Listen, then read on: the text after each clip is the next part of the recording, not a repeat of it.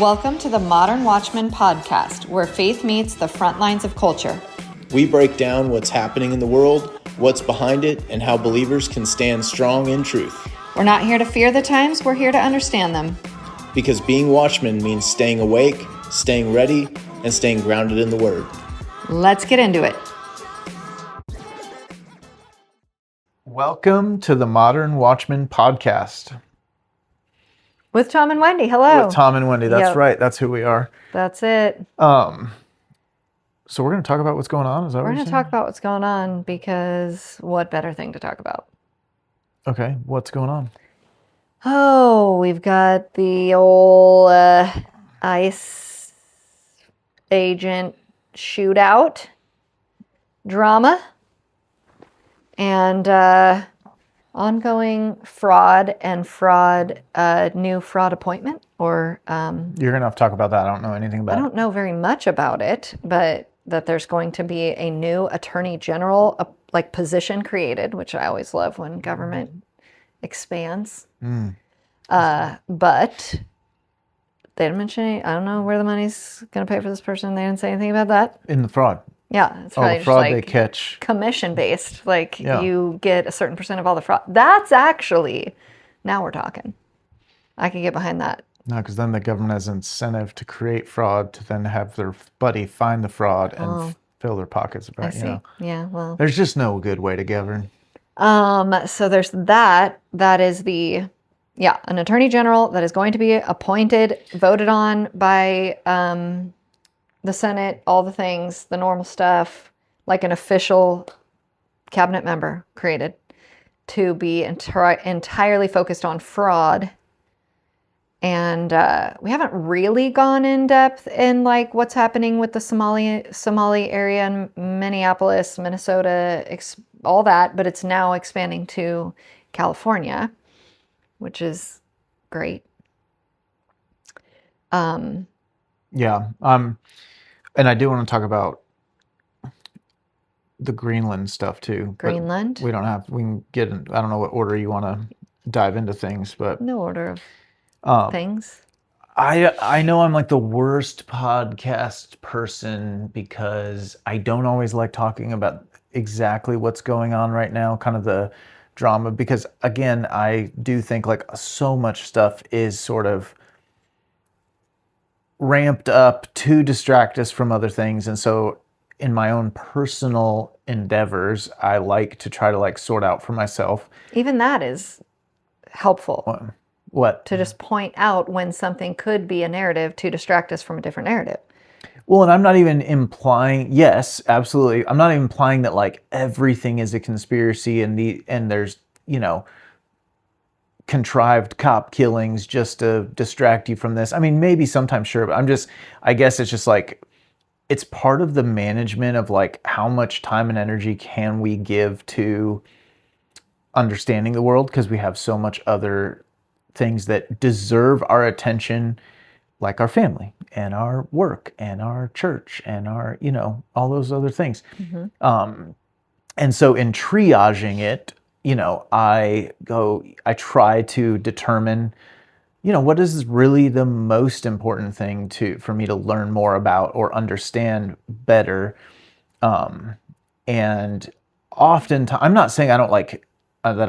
I'm not aware of, the current events of the day, but Well, we talk about it. yeah, of course. But I don't care. I don't, it's not that I don't care. I don't want to sound inhumane, but the ICE shooting thing just does not, I don't care how much time we spend talking about it at all. It's funny because you do care about talking about certain yes, events. Yes, I do. You were like, get out of bed, we must go talk about Venezuela. They've been... Oh, I think that's a really big deal. And that was also, when did I do that? The day it happened? Oh, I thought you were talking about way back when. No, you woke me up on Saturday or whatever, and that was the first words out of your mouth. Oh, well, I mean, we conducted a military raid and So you just like to talk about arrested the things the you president. like to talk about. No, you're right. Well, I what I would say is, to me, that's a really big deal. Yeah. It's in some ways equal to ousting Saddam Hussein. Sure. Now, we did it a different way, but like we just knocked out Yeah. the government, or at least the leader of a sovereign nation. So, that is a big deal. That's to me a bigger deal. Right. But actually, I what did I want to want be, in order to be Modern Watchmen, I do want to speak to things and offer perspective as Christians and as conservatives to people who would look to a podcast like I did with Charlie to hear, what do other people that think like me think of this? I want to hear people talk it out, even if it's not the most important thing, Okay. That's why. Well, I want to talk about it. I think that we throw the pendulum the wrong way a lot of the times. What are we talking about right now? I'll talk about the ICE thing. Okay. And I think we're all over. I think that it's one of the, again, it's just, you can hold two concepts at once. The immigration thing was so out of control for 2+ decades, particularly bad in the last decade. And it has created a problem that now the solution has swung so hard to a radical solution because the problem requires radical solutions. Meaning the ICE raids. Meaning generally. that we have our federal government rounding people up. Right. That should have never been allowed in. Right. 2 years ago, 10 years ago, etc. And so it's one of those we've created a problem that we have to create a big solution for. It's just for those of you who have followed the podcast, when I talk about ISIS, it's well, yes, you have to deal with ISIS. They're running around cutting people's heads off. But also, if you know that the CIA and the Mossad created ISIS, at some point you got to stop the people who keep creating these problems. Yeah. So in this case, it's our own government, not just one party or the other, the system we have in place let 20+ million people in over 10+ years or more, and we did not know who they were. We did not know. A lot in 4 years. It's again, I'm just trying to say, let's just be real about it. Yeah, the Republicans were okay with them coming in for reasons like working in their poultry processing factories for minimum wage. And the Democrats were okay with them coming in so they could be left-wing voters. And I'm being, general, very generalizing intentionally, but let's be real. Our government allowed this problem to become the problem it was, and then the solution, which half of us are begging for, is to have these quasi Gestapo-esque forces running around, grabbing people that shouldn't be here. So it's yes, they shouldn't be here. Yes, something needs to be done. Well, now we've got a police force rolling up in vans and grabbing people off the street in America. I mean, I don't think we should be proud of that either. It's there is no... Yeah. Again, I don't have a lot of good news about this. Well, we did vote for that. That was the number one thing. I believe it's necessary. Yeah, it's ugly, and it should never have gotten to this.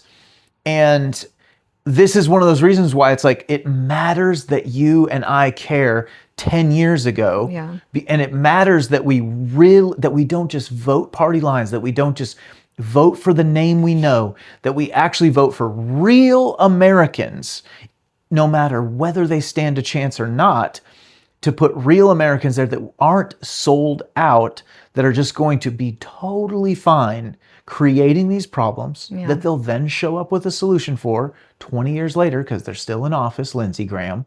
You know what I mean? Yeah. And so, I'm just fed up with it. But again, I actually am I'm appalled that we have to live in a country where we have immigration customs enforcement in the interior of the country running around on regular city streets, yanking people off the streets into vans, but not because there isn't a real job for them to do. It's just, it never should have happened. Yeah. And it's an atrocity in unto itself that we allowed America to get to that point. Everybody bears the burden and the blame for that. For sure. So what are your thoughts on this specific situation now that we are in the disaster that we're in? I mean, again, What's interesting to me, again, what never fails to amaze is the philosophical inconsistency that is so prevalent. I mean, I would say it's prevalent everywhere, but it's very, very prevalent on the left, where literally within a day of each other, we have a protester shot by police, which is like the unthinkable, right after January 6th, where a protester was shot by police. And it was like The most the excusable most shoot ever. excusable Yeah. shooting. It's just like, whoa, it's almost like these things are happening so close together so that the veil can be lifted. But, and I definitely think that the shooting of Ashley Babbitt was unjustified, but you didn't see the right melting down over it. And like, obviously we hope for justice and fight for justice and whatnot, but the melting down over the supposed injustice is almost always, and you brought up an interesting point, it's almost always on the left of these things are meant to hyper infuriate a certain group of people, which then counter infuriates the other group of people, right? And the distraction is executed well because now they have gotten anybody redirected their focus from the government to each other, which is constantly the redirection. Is we need a revolution, but they keep pushing us towards civil war. We need a revolution, push towards civil war. It is. Well, you have two revolutionary elements. There is not a unification of revolution against the government. It's like the right wants to tear down the government when it's in the left's hands. The left wants to tear down the government when it's in the right's hands. The right still wants to tear down the government, and we've got when it's in the right's hands. Yeah, I was like, But I don't think there's a unifying, this is not the people against an authoritarian overstepping government. It's literally the people against the people, which really there's no revolution there. That's a civil I know war, but so that's to what I speak. mean. What we need is to recognize the reason why you're happy for 4 years and then we're happy for 4 years is because it's the same stupid game that they're playing against us. We need to unify and redirect our attention at the government, but the government continues to pivot that and get us to focus at each other. And we fall for it every time. But you brought up that it is really, really hard to get the left to riot over white people. Well, I think the left, I think that there's, with the BLM and Antifa together, Yeah. they were able to accomplish more. Without BLM, I don't see the left being able to conjure up the same level of George Floyd outrage protest that they were, not to mention it's the dead of winter. So we were talking about whether or not, we'll see an actual full uprising response similar to the riots. Yet ironically, we were all ready to go tear down the Capitol in the middle of winter. I do want to point out something about but what's this lady's name in Minnesota? Something good. I forget. One thing that Ashley Babbitt and this Mrs. Good have in common, one's on the far right and one's on the far left. Both were shot by federal employees, and nothing will happen to those federal employees. Yeah, so when you look at it from that perspective, that these are the unifiers. Both sides are suppressed by the gunfire of the government. You know what I mean? Yeah. When the right stands up and is going to take the Capitol, whatever you want to call it, the shot that took Ashley Babbitt down was a federal gun putting down a insurrectionist, whatever you want to call it. And in Minnesota, it was a federal gun putting down a left-wing protester. You know what I mean? And they're able to organize the useful idiots, which include us sometimes, to support that narrative. I mean, You know what I mean? Like, just like the left was like, of course they shot Ashley Babbitt, it's justified. And then here today, the right is like, of course they shot this gal, it was justified. It's like we're just really quick I think to... when you start to view it as those federal guns are there to keep the entire herd in line. Yeah. No matter what side you claim to be on, you know what I mean? The federal gun is there to Knocking keep you down. the herd within the confines, whatever that might be. Which, let me just say, yesterday when I was teaching the kids history and we were talking about the preamble and, you know, what the Constitution, the principles of, I think it was the principles of the preamble, but the idea that if at any point this government starts to impede on the rights of the people, it is within the rights of the people to remove or restructure that government, whatever the language is. And oh man, I believe it's abolish.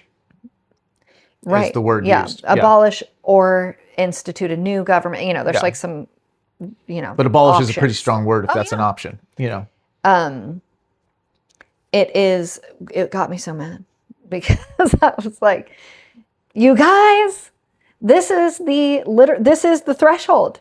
If at any point, it's not if at any point we feel like they're starving us to death, or if we feel like, you know, we've been rounded up and put in camps. No. The threshold is if the government is impeding on the rights of the people, that is the threshold for which the people have the right to institute a new government. So how does that happen if the government is firing upon, you know, like we are already at that place where the government, to your point, is firing upon the people to keep itself in power, when both sides desire a new, different government, right? We would both, if we could, probably. I mean, I don't know. I'm speaking for the left. I know the right would tear it all apart and re-put it back together if we could. You know what I mean? I would venture to guess the left would probably do that too, but in a completely different way that we would never want. But that's still the goal, or still the desire of the people. It's just crazy that like that threshold was passed so long ago, and we are just a lazy cowardice people that didn't stop it then. And to your point, we have ICE agents rounding people up because we didn't stop the border invasion whenever it began, which is hard to even put a start point to. I remember in the like mid 2000s, like 2007, 8, 9, something like that, there was that group they were kind of considered militia, but they were going down to the border and they were literally patrolling the border. Like, we'll do it. Like Minutemen kind of thing, because it wasn't Nobody being was done. doing it. And that was something, I mean, I didn't want to be away from my family, but I was like, man, I don't want to say I have a regret because God's been so good, but like, that was one thing I thought very seriously about being a part of, that I did not do, but would have been cool to have done. But yeah, I mean, think to what brought us to the point of revolution, where the odds were incredibly stacked against us at the founding of this country. You know, it's like when you think of the threshold that they were bumping up against, where they were willing to go to war for it, I feel like our threshold is so much farther towards captivity. I think it's important to note, I do think in a lot of ways that language is meant to infer like a political reorganization, but that was supposed to, we have since dismantled those elements, because when federalism won, and the finality of federalism winning was the Civil War, when that got settled 100 years later, 90 years later, it dismantled the ability, because before it was independent states coming together and forming a bond, but those bonds were the breakable ones. You know what I mean? That the states could actually say, well, and there was a lot at stake for the group together to stay together. They had to give and take in those ways. Yeah. And now we have a federal government that's just 150 years gone. You know what I mean? Just way beyond. And that's ever not intended to be. what it is ever intended to be. And that is not how. So unfortunately, we are left with a situation where those the means to abolish that government politically, have been lost and have become federal powers that we can't simply overcome with a vote. Now, that's what I was thinking of was January 6th specifically, where I'm like, what other thing was that than us, the people, going, no. It's not going any further than this. Like, we're not coming here to shoot you, but we will not let this vote pass. You know what I mean? Like, that is the peaceful methodology. And that's why I personally, I don't want to say reframe, because there's only one way to look at it to me. I feel like we have this, like, it wasn't an insurrection. No. The reality was, it was an insurrection, and it was not only completely justified, it was demanded of the people constitutionally. Like, it was a requirement of good men and women to go stop that. You know what I mean? Like, it was an insurrection on either side. I know you're going to say it the other way, but like what I'm saying is the election was being stolen. And Americans had a duty. And they knew it. And Americans had a duty to do whatever necessary. And I will say this, up until including more than what was done. Like I said it in one of our last episodes. If the Capitol building was burned down that day, I believe it would be justified, because anything to bring justified. Anything to bring attention to and stop that illegal election, that unjust situation that was occurring.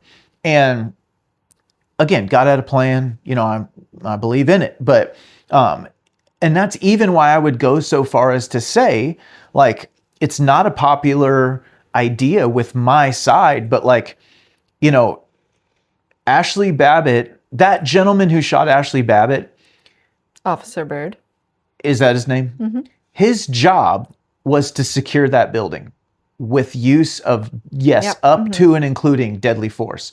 And if that crowd was taking that building, then again, we just got to call it what it is.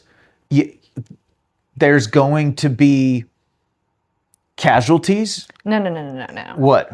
If half of your Capitol Police are letting the people in the doors, moving gates, and then half of your police are going to shoot said people that you could... No. But hold on. In the specific Ashley Babbitt situation, that crowd was moving through a broken window of a closed door. So you're right. There were people let in. It's a complex issue. Don't get me wrong. However, it's one of those things like, that was citizens clashing with federal troops, so to speak. Sure. And I'm not making an excuse for her being shot any more than I'm making an excuse for her going through that barrier. But what I'm saying is, calling it what it is. It was a message. It was the people coming to DC and saying, by all means, this must stop. And it was a crime that was committed that day. Not what the citizens did to stop the crime, but what the crime taking place was the illegitimate election. And so Ashley Babbitt is a hero in my book, in my perspective, even though I can say that gentleman was doing his job, and I'm not using that as he was doing his job as an excuse, but like, it was a clash between the people and the federal government. And we've had those historically. I mean, the Boston Massacre at the time was a clash between the people and the federal government. And again, the people who shot the protesters that day or in Boston had blood on their hands. They were doing their job, so to speak. I guess what I'm saying is just looking at it clear-eyed, not trying to politicize it one way or the other, but calling it what it truly is. Let's stop trying to make things unnecessarily innocent because we're afraid to call something what it really was. What was required on January 6, 2021 was an uprising, and it was justified to do whatever needed to be done to stop that illegitimate election, that crime from occurring. And there were casualties. And Ashley Babbitt's a hero for being a bold one, the same way that many of the other people are heroes, in my opinion, for being bold enough to stand up and scream from the rooftops and do whatever they can to stop that crime from occurring. Yeah. It is funny that the inconsistency on the right is we can scream at federal agents one day and then defend them another day like we're doing. That's where they get us to be inconsistent. And I actually like totally sympathize because I feel that my forefathers sympathize in their disdain for British troops being housed in their homes, for British troops being able to come eat out of their refrigerators, so to speak, that I absolutely can sympathize with the concept of being completely opposed to federal troops rolling down my street and grabbing my neighbors. Yeah. Again, we already covered that. That is it. We created that. We allowed that problem. Too hard. We don't want to champion it too hard. 100%. So again, it's just one of those things where we get so locked down into our right wings and our left wings, of like what we're supposed to parrot on each side or agree with or disagree with. For sure. And I would just argue that it's a little more nuanced than that. And the world opens up because, the conversation I can have with someone when I say, no, I agree with you. I don't like it one bit, but can we talk about why this is happening? Yeah, why we're why here. Why did you support letting 20 million people in that we don't know who they are? Yeah. Because you know what I mean? Like we can have that conversation in a different way when we are not just wrong, right. You're right, you're wrong, I'm right. Period, end of story. It's like, no, let's really self-reflect here and let's look at this clearly and objectively as possible. Yeah, no, that's a good stance to have for sure. It is always a tragedy. It also is a, I don't know. It's just so weird that just some of the stuff like that the gal's wife was outside the car filming it. It's almost like, was this, you were trying to set something up that went bad? Did you see today there's like protesters literally jumping in front of cars on purpose now of the ICE agents, I mean, honestly, what it strikes me as in the specific situation is a lot of times, I'm really tempted to say white liberal women, but like people who they're out of their element. Like she is not used to that world. Like, oh, I disagree. I think she's not used to a single consequence ever coming near her, which is why they're out of their element when consequences come hard and fast. But there are plenty of people that know, like I actually almost think like I don't think, and again, I am totally making this up. I was not in her head. You're not a liberal white woman? I am pretty close. I don't think that she was driving that car to threaten that cop at all. However, it's one of those F around and find out things. Yeah, it's definitely I don't think she computed that when you do what she did, you will get a gun drawn and you'll have about a half a second and you will have just laid your life on that officer's perception of what's going on, right or wrong, whether he can't read your mind. Right. And I think she was probably, it looked like her wheels were turned, but that it doesn't get to be dissected that way. The car lunged forward, he pulled his gun and fired. Of not complying with an officer. It was, it's kind of the same as like when a criminal gets shot stealing a car, not complying with officer. It's like, what is the consequence? What did you think was going to happen? Yeah. Every second you're making a choice that is to fight with this person that has a gun. It's like, man.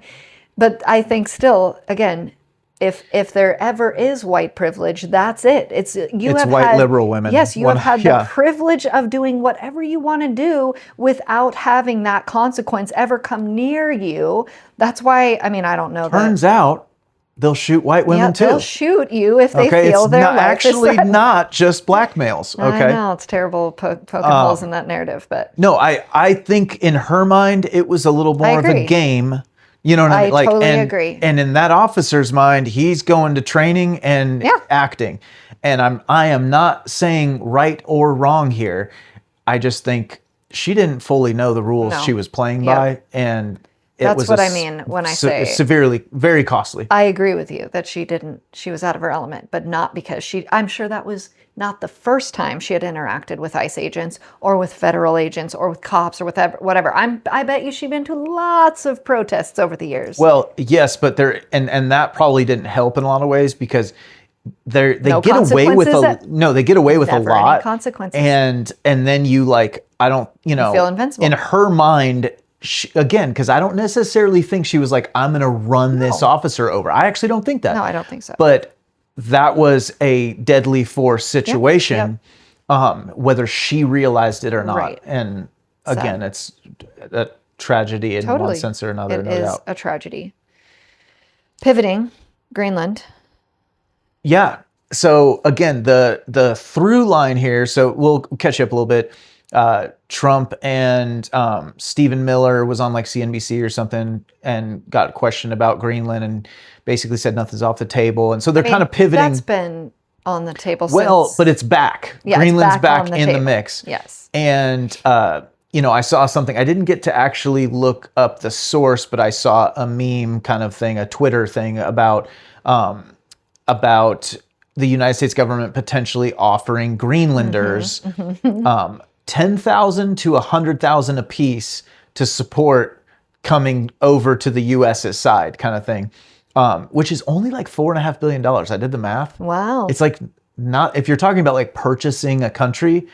Is that on the 10 or the 100,000? That's on the 100,000. Wow. Yeah, there's only like 46,000 people in Greenland. Yeah, if you're purchasing a country / not risking lives or any sort of political and the Danes, which is a kingdom technically, even though they have like a prime minister and stuff, they're up in arms about it. They're threatening, this is going to destroy NATO.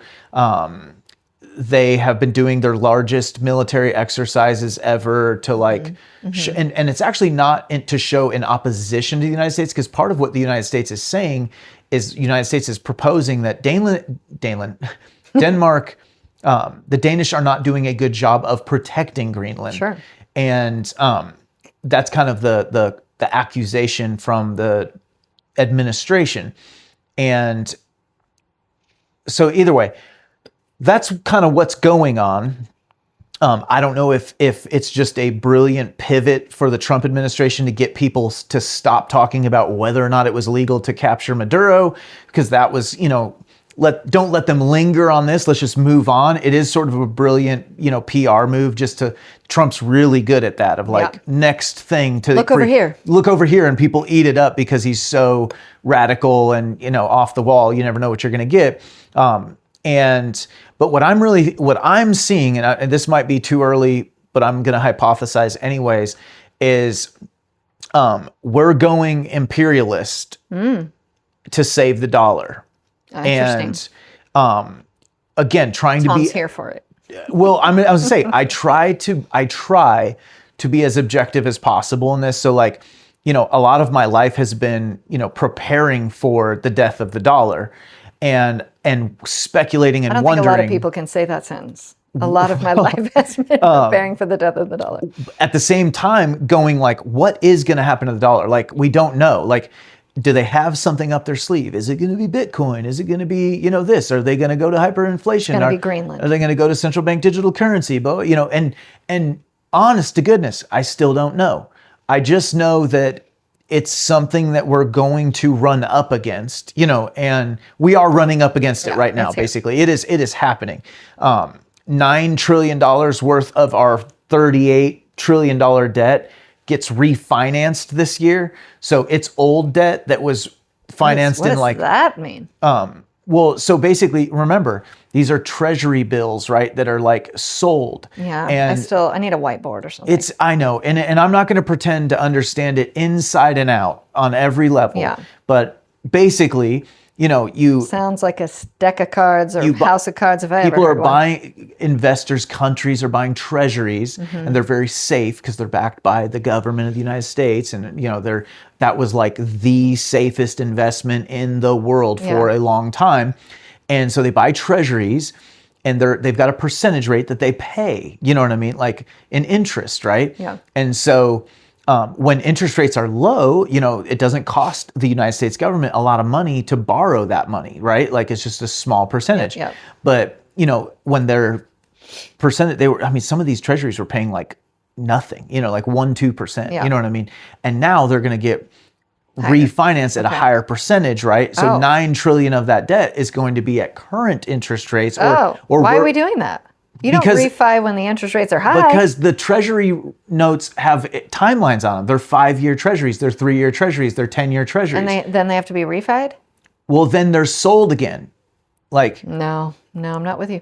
Okay, well, but you can finish. The interest rates are higher now. It's going to cost quite a bit more to refinance that $9 trillion that's going to come due further in debt in 2026.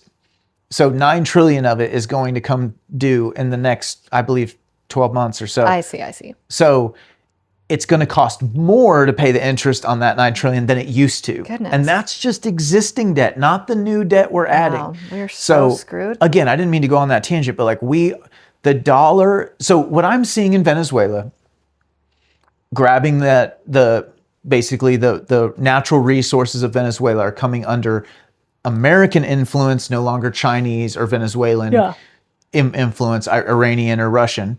And now I see we may be shifting towards Greenland, which is, vastly important. We have these kind of converging elements of what's going on in the world. We have this AI, everyone's hearing about like the data centers for AI, right? Like these massive, the AI companies, the AI systems require these massive data centers, and they're being built all over the place, and they require a lot of natural resources. I don't know if y'all are hearing about this, but the amount of water, some of them are getting their own nuclear reactors. A ton of... I think that's a healthy limitation that we have on them, actually. What do you mean? Like AI can only grow as much as we can power them. See, honestly, I think that these things are going to rapidly, it's like in the 80s and 90s, a supercomputer was like the entire basement in a building, in a university. Efficient. Yeah, so I think it's going to be in a relatively short amount of time, rapidly condense. Yeah, I'll probably think it up. Because now, they say like, our iPhone is like an order of magnitude, 100 times, 1,000 times stronger than the computers that were top of the line IBM in universities in the 80s and 90s. We now hold something that just puts that to shame in our hands. Right. So I do think we're going to like rapidly defunct these AI data centers, I would say in the course of 2 decades or something. For the amount of resources and money that they're, taking.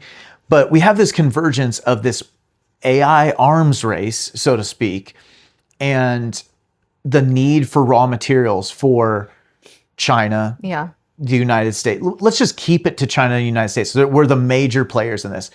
For example, I don't want to say the only reason, but I'm very confident it is in the highest echelon of reasons why China stopped the exports of silver have everything to do with, they know they have a plenty of demand for what they are doing. Silver is one of many minerals or, raw materials, whatever, say natural resources that are used in these data centers. Yeah. And then also in the things that are going to come from these data centers, because you're talking about, we are about to drone swarm the world.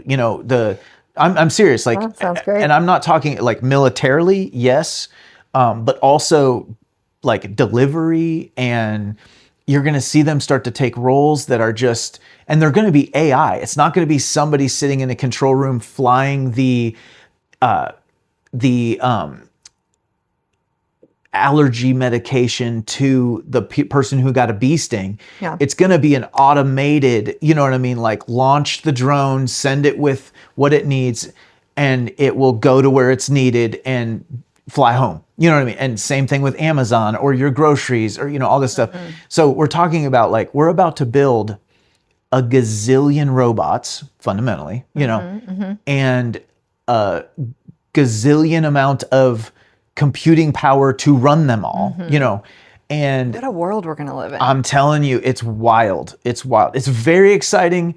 It's kind of tragic because you're the same way that there was a period in time 100 years ago or more where people looked up and there was an airplane in the sky. You could be in the Rocky Mountains and there was nothing. And now there's sign of man everywhere you look. You know what I mean? And that's going to change a whole nother layer where... And you say exciting and a little bit tragic, but not in any way scary and terrifying. Oh, it's absolutely that End-of-worldly. too. Well, there's the military elements too that we kind of talked about where like, I believe just like symmetrical conventional warfare is just going to go away in so many ways because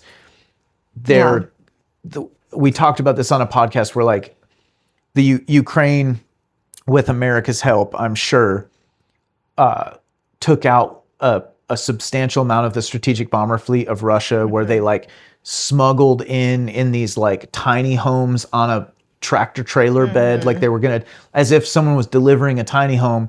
They pulled up next to this Air Force base. Literally, the roof retracted and a drone swarm came out.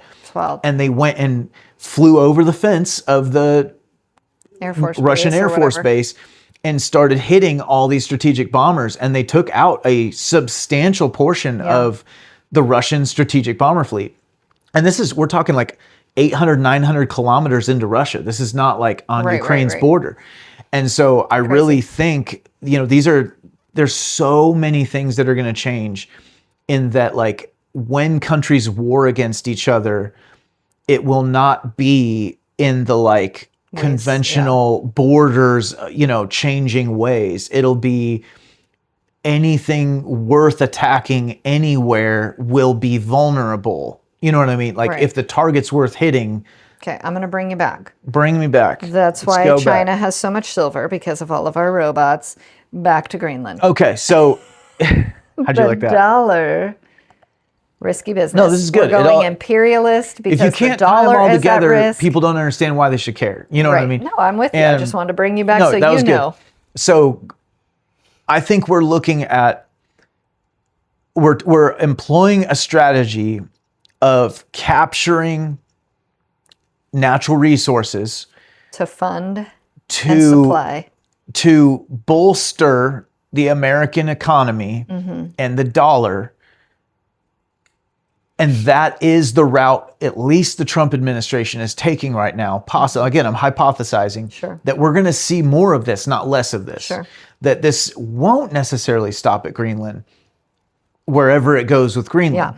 And that there is a legitimate argument you could make for, again, you either have to grow the GDP so much that it makes the debt small. So fast. Or you diminish the dollar, inflate it away so that it makes the debt small in relation to the amount of dollars. Right. Or you get rid of the dollar, which is chaos, and find a different way to do it. And I'm hypothesizing that they're going the route of inflating the dollar and also both, growing exactly. the GDP. It's a combination of both. Inflating the dollar because there's kind of no stopping that. We got to move it in both directions. Exactly. Fighting it on both those ends, which is just an interesting, and I could be wrong. I cannot emphasize it's just a theory, but we will see how it plays out.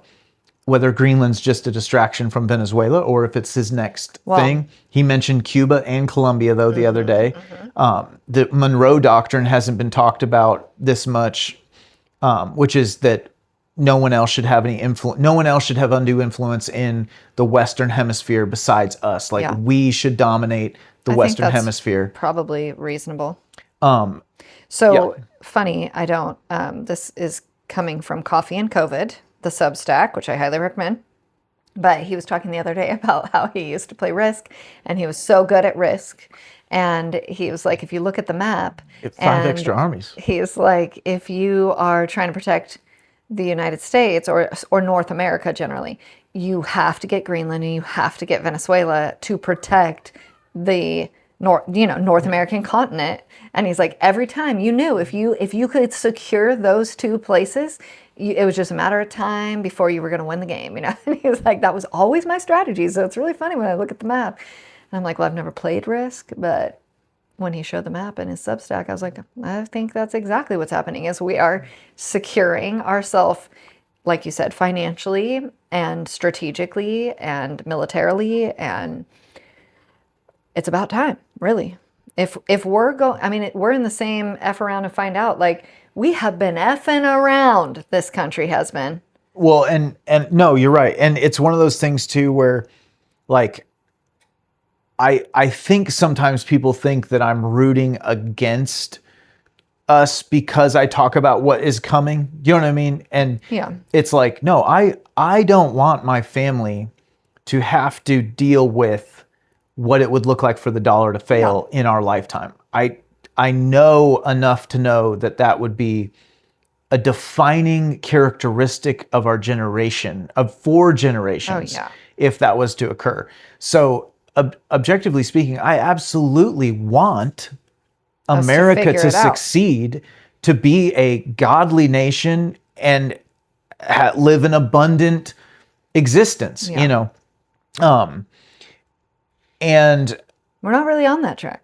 Well, no, we might be moving. Well, that's where I'm like, I am okay dabbling with this. I'm like, I've made some statements in regards to, like imperialism close to home.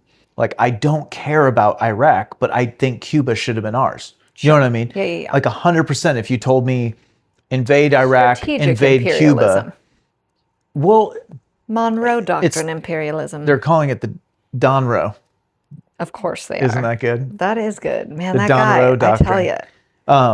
I have to say it's good. It's funny. But yeah, it's like I do see Donroe. the reasons for Cuba being a U.S. territory. Yeah. You know what I mean? And what I don't see is it being in any way, shape, or form worthwhile to have spilled blood and treasure in Iraq. You know what I mean? Yeah. Like, so it's, I think people think that like a lot of us who are critical of that are just critical of it all. It's like, biblical, no, it just needs to make everyone, sense. to have prophets that say, if we don't repent, if we don't change course, repent, mind you, means turn away from. If we do not turn away from the current trajectory we are on, we are going off a cliff. That's actually biblical. It's not being critical. It is being biblical. And that is the whole point of this podcast, is to be the watchmen that say, because the verse that we base this podcast off of is in regards to, if you know and you don't warn people, their blood is on your hands. If you warn them and they don't repent, well, that's their own prerogative. But we are actually responsible for putting our heads in the sand. We actually will be held to account for looking the other way, for ignoring the responsibility that we hold and bear. It's particularly critical in this country, the way that our government is set up, in that we do actually have a role to play. And it is significant. And the future of our country actually lies in our hands, not in the hands of the people that have already gone up to Washington or whatever. It's in our hands more than ever before. Yeah. But I think it's I think it's something to watch out for. And I think it's a very, this imperialist move, the Donroe Doctrine, if you will. And I would say I support it. Is, like, I want to be upfront about it. Like, I would prefer, again, I don't want to hear it's about weapons of mass destruction, but really it's about oil kind of thing. I've heard this from so many people. This is not original to me, but even like veterans and stuff that are like, just say it's about oil. Like, Yeah. if we need to go to war for oil, if we really need to go to war for oil, if we really need to, then let's go to war for oil. Yeah. But let's just call it what it is. And in this case, I'm like, I would love to see us say, this is really necessary. I highly doubt they will, for the survival of the American economy and the United States dollar, in regards to the massive opposition it has right now, from BRICS and its own instability that we've brought upon ourselves. And I sent you that chart last night that showed where gold surpassed all other assets as a reserve currency for the world, and the dollar just sharply declining, just falling down. Well, as soon as something else is there that's real, we're make-believe. Well, and that is like primarily, that's substantially driven by the BRICS nations. Yeah. You know what I mean? They're dropping dollars and they're adding gold, and they're moving against the dollar. And which positions Biden as one of the worst presidents ever to exist on Earth, because he is the reason BRICS exists. Yes, freezing the Russian assets was a strategic blunder that should go down in the history books. It'll land on Biden's name, but I'm not sure he knows what happened or if he's real. He might have been an animatronic the whole time.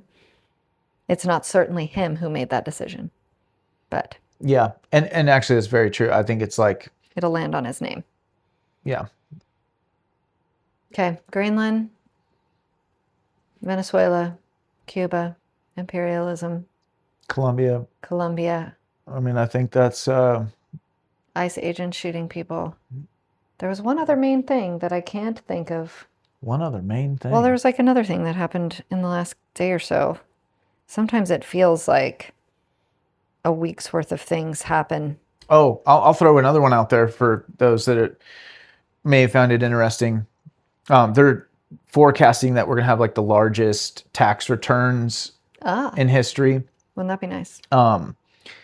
Partly because the big beautiful bill was retroactive, but the IRS didn't change the withholdings the whole year. So most people please, Lord Jesus, didn't. And well, we're not getting anything. Don't get excited about that. I just don't take as much, maybe. No. The big beautiful bill didn't do a whole lot for us per se, but a lot of working Americans. I rebuke that. Oh, well, please rebuke it. I rebuked the big beautiful bill too, actually, if you recall. But largest tax refund year in history. They're looking like $150 billion or something like this. Plus, they're talking about these possible tariff, what do you call them? Tariff dividends. Or whatever. Couple things that can happen with that. We could see some inflation stir up because a lot of money could hit Main Street. But also, there are some people out there, this is not financial advice, that are saying, there's, historically speaking, when money comes in to Main Street, a portion of it goes into the stock market. And so they're just on that alone. So the Federal Reserve started quantitative easing again. There's going to be massive tax returns this year, historical, so supposedly. And then a few other things that are being tossed around. Josh Hawley or whatever has a bill to give $600 per person in the family. And it's a different thing than the tariff for what? Dividends. I think it's like in lieu of tariff. It's like a different tariff dividend. But there's things in the works here. And again, we're talking like COVID bills to me. No, they are. Again, we're talking modern American politics in a midterm year. Republicans are ready to pay people. Democrats are ready to pay people. Gross. What do we got to do to keep, you know what I mean? It's a joke. You feel like we're the reason why I bring this up though is there are some people out there that are saying the stock market is going to go up this year because of these things.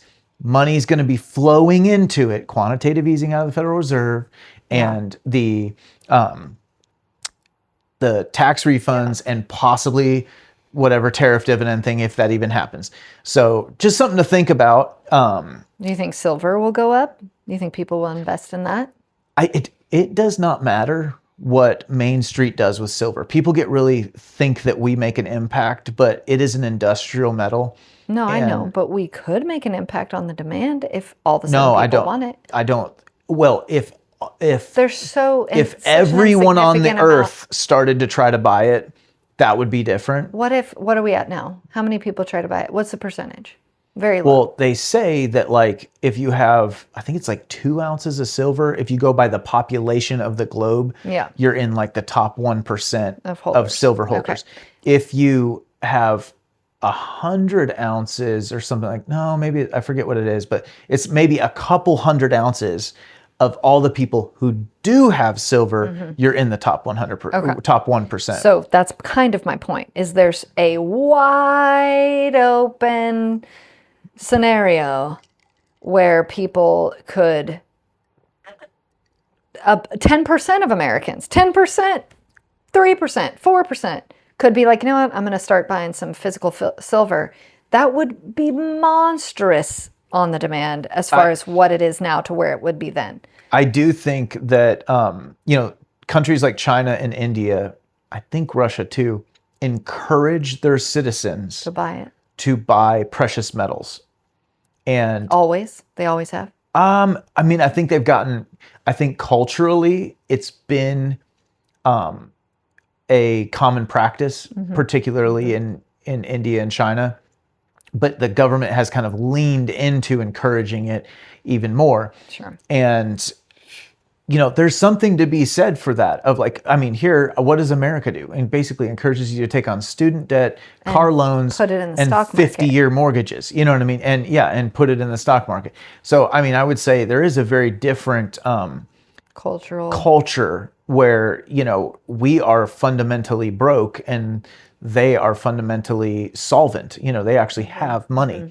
Well, they're not wealthy, but they're not in that's debt. what Wealth is. the irony is that America pre-superpower probably looked more like Yeah, for sure. China. And I'm talking about people owned, people had, our money was gold. You know what I mean? Like,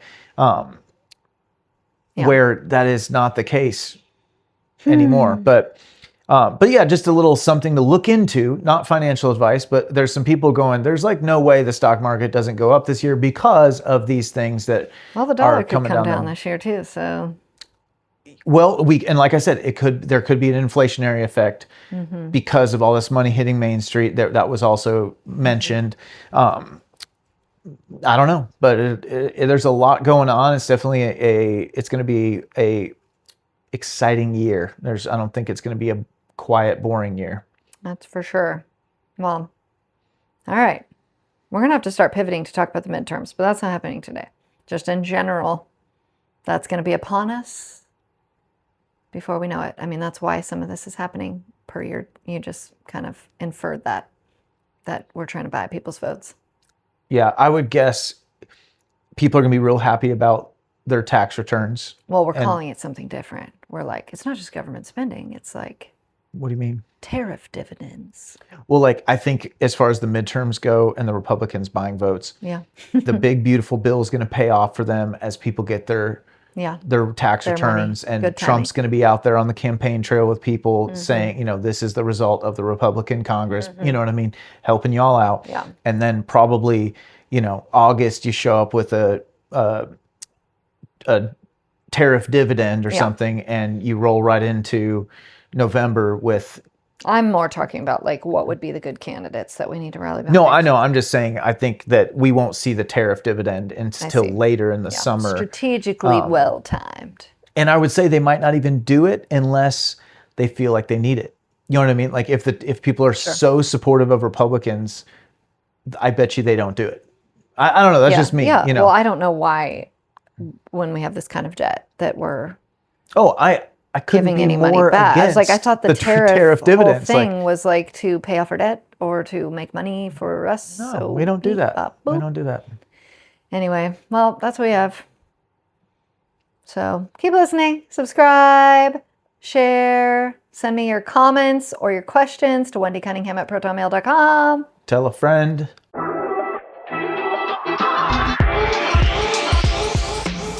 Thanks for joining us on the Modern Watchman podcast. Remember, truth isn't just something we believe, it's something we live out every day. Stay alert, stay discerning, and don't lose sight of the hope we have in Christ. Until next time, Be watchmen.